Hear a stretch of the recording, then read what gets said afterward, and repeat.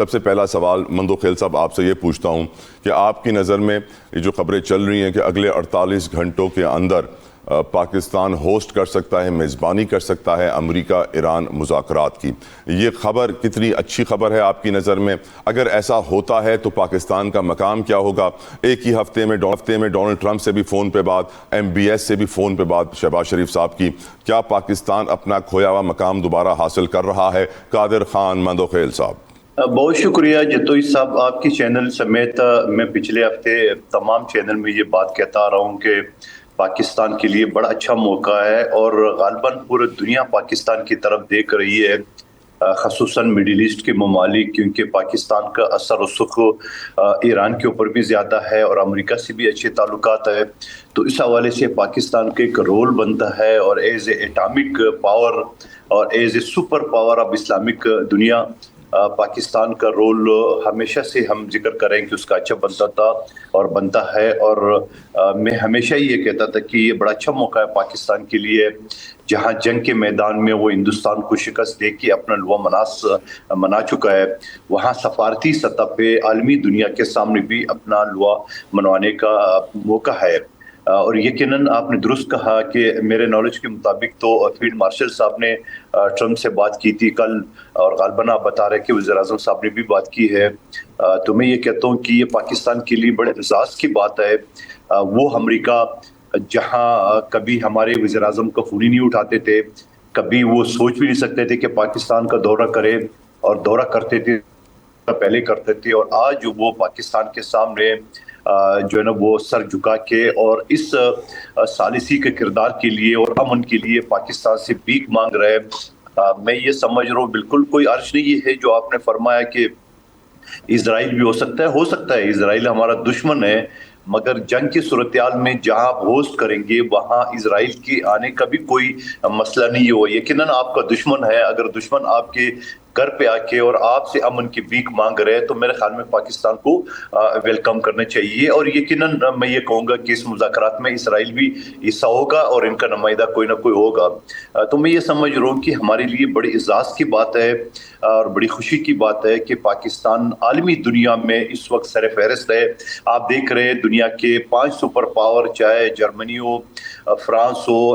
روس ہو، چائنا ہو، ان سارے لوگوں کا جو نا وہ نہ کوئی کردار ہے، نہ ان کا کوئی بات مان رہے، پاکستان کے قائم کردار ہے۔ تو میں یہ سمجھ رہا ہوں ایز اے پاکستانی میں تو بڑے فخر سے، اور ہم سب آپ سمیت ہم یہ فخر سے کہہ سکتے ہیں کہ اس وقت عالمی دنیا پاکستان کی طرف دیکھ رہے، اور میں یہ سمجھ رہا ہوں کہ بڑا اچھا موقع ہے، اور ایسی صورتحال میں یقیناً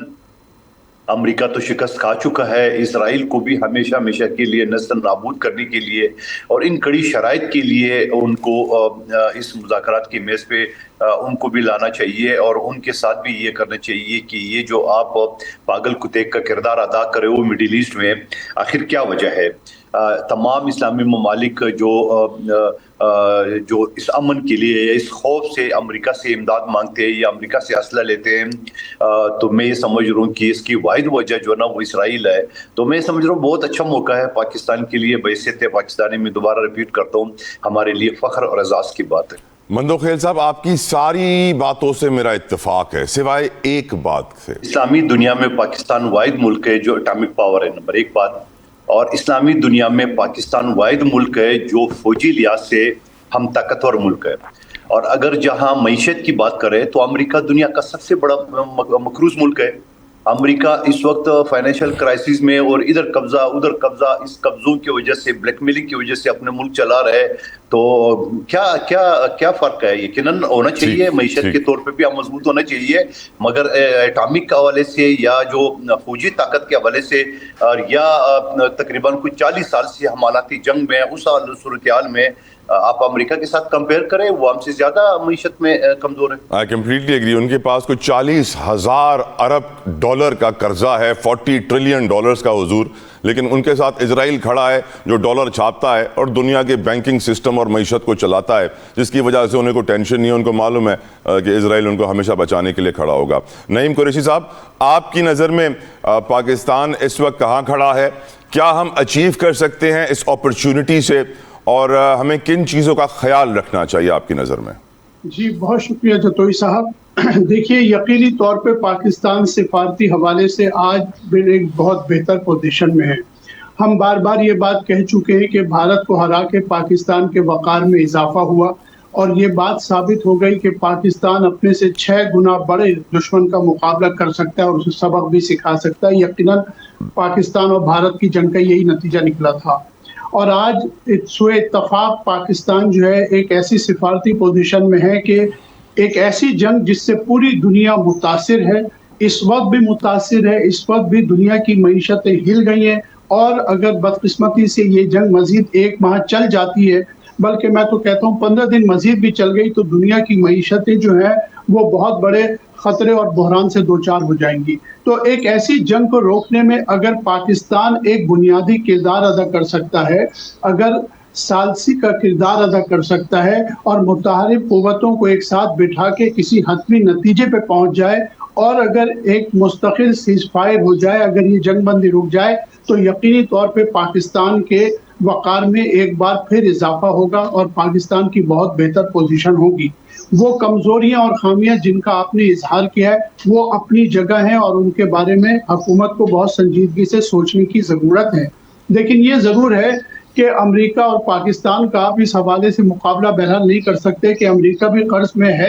لیکن پاکستان امریکہ میں بہت بڑا فرق ہے. یہ ہمیں ہرگز نہیں بھولنا چاہیے اور اس معاملے میں کسی خوش فہمی کا شکار نہیں ہونا چاہیے. لیکن دیکھیے ابھی صورتحال جو ہے وہ بہت دور ہے. یہ مذاکرات 5 دن کے لیے جس طرح ڈونلڈ ٹرمپ صاحب نے کہا تھا کہ جی ہم نے جنگ روک دی ہے، لیکن ابھی بھی جنگ جاری ہے. حملے دونوں طرف سے ہو رہے ہیں، شدت میں کمی ضرور آئی ہے اور سب سے بڑی بات یہ ہے کہ یہ واحد دنیا کے صدر ہیں، امریکہ جیسی طاقت کے صدر ہیں ڈونلڈ ٹرمپ، جن کے اپنے آپ نے جس طرح خود ذکر کیا تھا کہ امریکی انٹیلیجنس کے ایک سابق عہدیدار خود یہ کہتے ہیں کہ وہ ڈونلڈ ٹرمپ کی کسی بات پہ اعتبار نہیں کرتے. پوری دنیا میں بدقسمتی سے کوئی آدمی بھی ڈونلڈ ٹرمپ صاحب کی بات پہ اعتبار نہیں کرتا. وہ 1 گھنٹے کے بعد اپنا اسٹیٹمنٹ بدل دیتے ہیں. تو ہمیں یہ پتہ نہیں ہے کہ یہ جنگ بندی کس طرح ہے، کس طرح ہوگی. کل جو بھی میڈیا سے انہوں نے گفتگو کی اس میں ساری ہی باتیں جو ہیں وہ حقیقت سے کوسوں دور تھی. جس طرح انہوں نے کہا تھا کہ ایران ہم سے مذاکرات کرنے کے لیے تیار ہے اور یہ رجیم ہم سے بات کرنے کو تیار ہے، یہ رجیم ہماری مرضی کی ہے، یہ ساری گفتگو جو ہے یہ حقیقت سے دور تھی. میں جھوٹ کا لفظ استعمال کرنا نہیں چاہتا لیکن ان کا حقائق سے دور دور تک کوئی تعلق نہیں ہے. جھوٹ نہ کہیے سر، ڈونلڈ ٹرمپ کی باتیں مضحکہ خیز ہوتی ہیں، ہنسی نکل جاتی ہے اس پہ. بے شک ایسا ہی ہے. جتنی انہوں نے گفتگو کی تھی حتیٰ کہ وہ یہ کہہ رہے تھے کہ آیت اللہ جو مشتبہ ہیں وہ اور میں